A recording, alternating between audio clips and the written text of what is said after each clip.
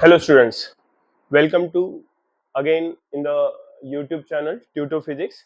Now we will be going to discuss the another application of electric potential and it is due to n number of point charges. n number of point charges मतलब बहुत सारे point charges के अगर आपके पास available है और उनके वजह से किसी एक पॉइंट पे कितना इलेक्ट्रिक पोटेंशियल एग्जर्ट हो सकता है वो अगर हमें कैलकुलेट करने को कहते हैं तो that is what we are going to calculate over here, right? So let us assume n number of point charges like this is the first charge, say Q1, this is second charge, say Q2, say somewhere here it is Q3. Now इस तरीके से करते करते n number of point charge that is nth point charge Qn बोल देते हैं, ठीक है? ये Q1 किसी या Q1, Q2, Q3 इन सब के वजह से कितना इलेक्ट्रिक पोटेंशियल किसी एक जगह पे किसी एक पॉइंट के ऊपर पर्टिकुलर पॉइंट के ऊपर मान के चलते हैं समवेयर हियर, लेट अस से दिस पॉइंट एज P। तो इस P के ऊपर कितना इलेक्ट्रिक पोटेंशियल एग्जर्ट हो रहा है वो अगर हमें फाइंड आउट करना है तो क्या करना पड़ेगा? तो इलेक्ट्रिक पोटेंशियल तो हमें पता है ना, Q1 का क्या रहता है, Q1 चार्ज का इलेक्ट्रिक पोटेंशियल क्या रहेगा, तो it is V of let us say R1 आएगा Q1 के लिए will be equals to 1 by 4 pi epsilon 0 Q1 by R1 हो जाएगा Q1 का इलेक्ट्रिक पोटेंशियल। Q2 का इलेक्ट्रिक पोटेंशियल क्या हो जाएगा, it is V2 of R और V ऑफ R2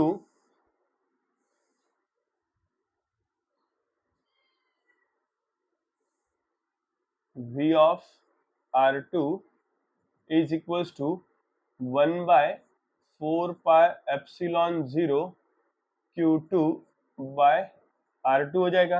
Q3 की बात करते हैं तो यहाँ पे इलेक्ट्रिक पोटेंशियल आ जाएगा V of R3 will be equals to 1 by 4 pi epsilon 0 Q3 by R3।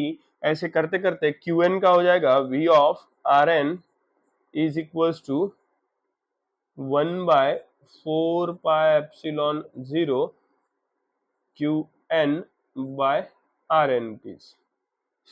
अब ये सारा इलेक्ट्रिक पोटेंशियल पॉइंट P के ऊपर एग्जर्ट करेगा, राइट? मतलब definitely it is at certain distances, है ना? मतलब Q1 जो है वो ये R1 आया है, मतलब Q1 जो है ये R1 इतने डिस्टेंस पे है, Q2 जो है ये R2 इतने डिस्टेंस पे है, Q3 जो है ये R3 इस इतने डिस्टेंस पे है और Qn जो है ये Rn इतने डिस्टेंस पे है। तो क्या करेंगे, पॉइंट P के ऊपर इन सभी चार्ज पार्टिकल्स के वजह से कितना इलेक्ट्रिक पोटेंशियल एग्जर्ट हो रहा है तो सभी की एडिशन करेंगे तो टोटल इलेक्ट्रिक पोटेंशियल हमें मिल जाएगा एट पॉइंट P पे, है ना? Very simple, this question can be asked you max to max 2 for 2 marks. So therefore the total electric potential at point P due to n number of point charges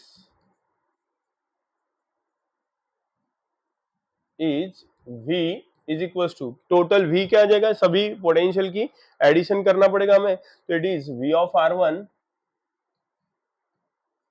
plus V of R2 plus V of R3 plus dash dash up to V of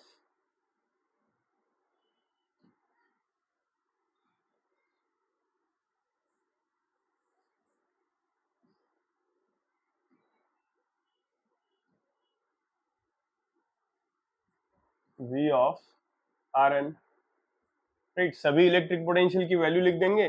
V is equals to 1 by 4 pi epsilon 0 Q1 by R1 plus 1 by 4 pi epsilon 0 Q2 by R2 plus 1 by 4 pi epsilon 0 Q3 by R3 plus dash dash up to 1 by 4 pi epsilon 0 Qn by Rn हो जाएगा। Right.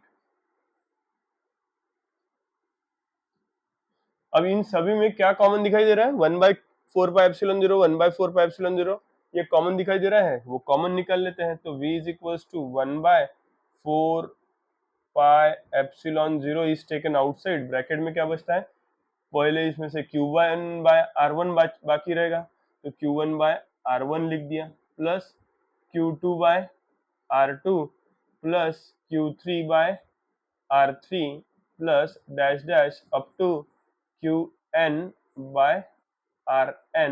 ये बचा, right. और ये bracket के अंदर में क्या दिखाई दे रही है, it's a summation series of ratios of charge by that distance, right. So summation series apply कर देंगे तो v is equals to 1/4πε0 summation, कहाँ से, समेशन की लिमिट कहाँ से कहाँ तक के, 1 से स्टार्ट हुई, n पे एंड हो रही है, तो समेशन की लिमिट आ गई 1 to n, राइट। एंड ये रेशियो किसका है, Q/R का रेशियो है, ब्रैकेट क्लोज कर देंगे। लेकिन यहाँ पे Q की भी वैल्यू 1 और R की भी वैल्यू 1 है, इसलिए एक वेरिएबल हम ले लेते हैं, दैट इज I। तो ये हो जाएगा Q के भी सफिक्स में जाएगा I और R के भी सफिक्स में जाएगा I।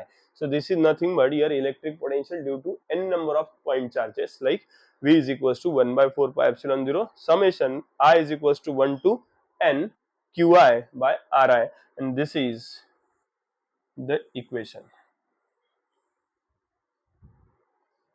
This question can be asked you for 2 marks. Is that okay? Thank you.